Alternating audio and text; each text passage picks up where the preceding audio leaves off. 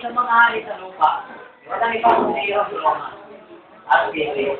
Yun yung ano ko. At yun talaga, sa dulo ng tribulation. Tanong, yan talaga mag-aalis sa tribulation. Walang tanong. Curious lang ako, yung drawing mo sa tiga, hindi ko alam kung kailan lang ngayon. Start siya sa tira. Sabi nga, hindi na natutunan yan. So, nangyayari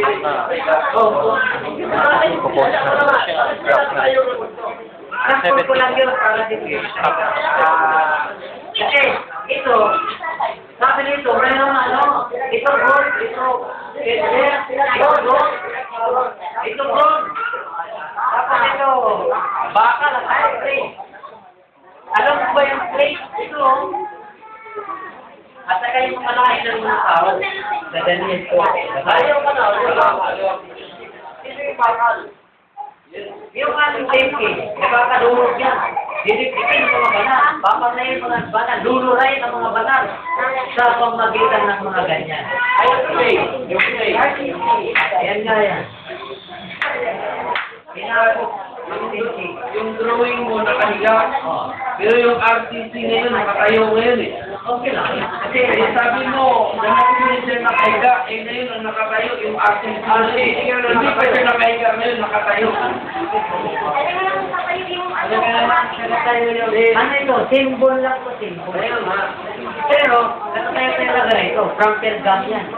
Yung nakatayo pala siya. Pero parang nakahiga. Yung history ba? Sa drive ng history.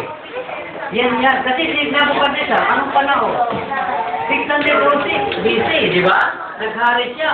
Kailangan itayo mo yung history hanggang sa panahon natin. Nandito tayo sa 2018, no? Layo eh. Samantalang dito, 606 BC. From Jesus Christ, 1 BC,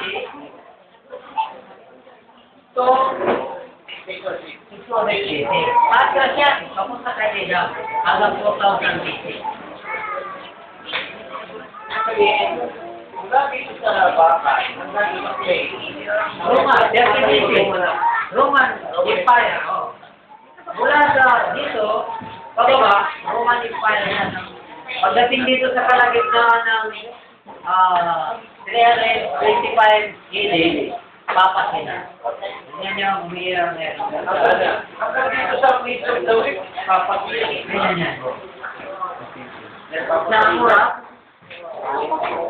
Ano ko na rin yan? Okay. May patay na natin siya.